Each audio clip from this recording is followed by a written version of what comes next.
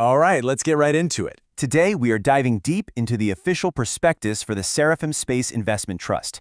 Now, what makes this so interesting is that it's the world's first publicly listed fund dedicated entirely to what's being called the new space economy. We're going to break down what it is, how it's supposed to work, and what it really tells us about the future of investing in, well, the final frontier. You know, the space economy is absolutely exploding. Some analysts, and these are figures cited right in the trust's own documents, are predicting it could be worth over $1.4 trillion by 2030. That is just a staggering number. But for most of us, it feels completely out of reach. I mean, it's not like you can just hop online and buy shares in a mission to Mars, or can you? How does a regular investor actually get a piece of this revolution? That's really the core question we're going to explore. So you have to ask, what's behind all this? Why a commercial space race? And why is it all happening right now? To really understand the investment opportunity, you first have to understand what's changed. And the answer, really, it all comes down to a massive shift in the technology itself. Okay, now what's really cool is the analogy the prospectus uses here. Think about the jump from those giant room-sized mainframe computers of the past to the smartphone that's sitting in your pocket right now. Well, that's pretty much what's happening with satellites. We've gone from old space, bus-sized satellites costing up to $1 billion, built with these custom one-off parts, to the era of new space.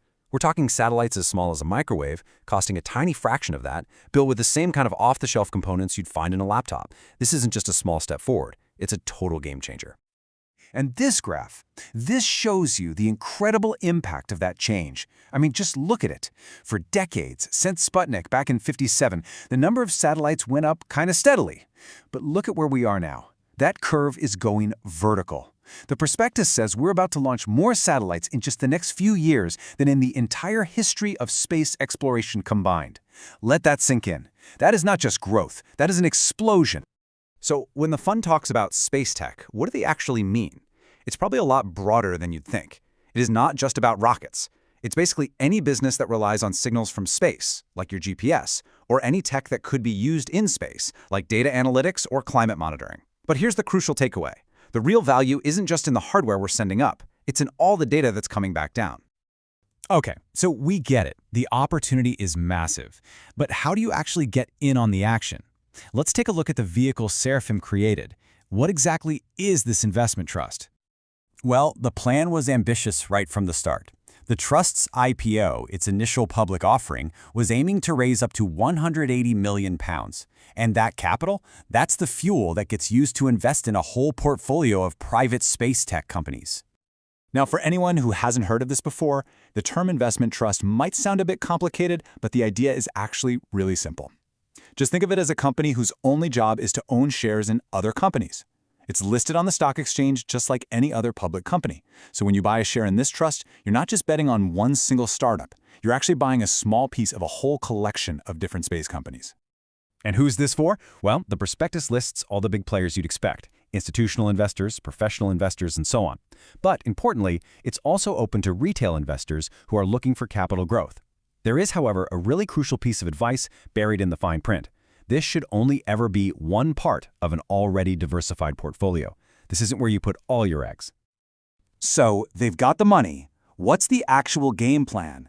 How does the fund manager decide where to invest that $180 million? Their process is super structured. It all starts with sourcing deals, and they claim to see about 50 potential investments every single month. From there, they do their homework, their due diligence, really vetting the tech and the team.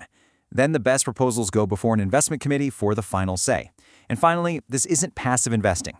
They take an active management role, often taking seats on the board to help guide a company's growth.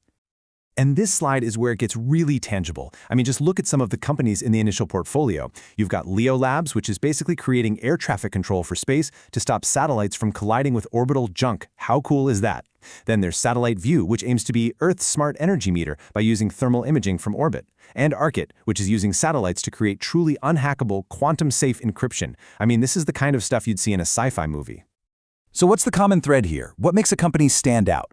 Well, this slide lays out their investment philosophy. They want unique, patented technology with a clear competitive edge. They love tight-knit founding teams, either industry veterans or disruptive mavericks. But this point right here is absolutely key. For them, hardware is the tool, data is the business. They're betting on the information, not just the machines. And finally, they look for strong environmental and social credentials. Of course, this is a prospectus, and that means we have to talk about risk. This is frontier technology. We're talking about the bleeding edge here, and the document is very, very clear. With high growth potential comes very high risk. And the fund really doesn't mince words. This exact quote, in all caps, appears right at the start of the document. This is not just a formality. It is a serious warning. So what are those risks? The prospectus lists a ton, but here are the big ones. First, the trust itself was brand new, so it had no long-term track record to look at. Second, the investment objective is just that, a target. It is not a promise of returns. Third, there's a huge risk that the amazing futuristic tech these companies are building might just fail to find a commercial market. And finally, these are startups. They will almost certainly need more money down the line, and if the trust can't participate in future funding rounds, its ownership stake could get smaller. It's a picture of sky-high ambition, balanced by some very real uncertainty. And that really brings us to the final critical question. The prospectus presents a revolution, but it also presents some profound risks. So for any investor looking at this, the dilemma is pretty clear. In a market that is moving this fast, what's the bigger gamble? Getting in too early or missing out entirely?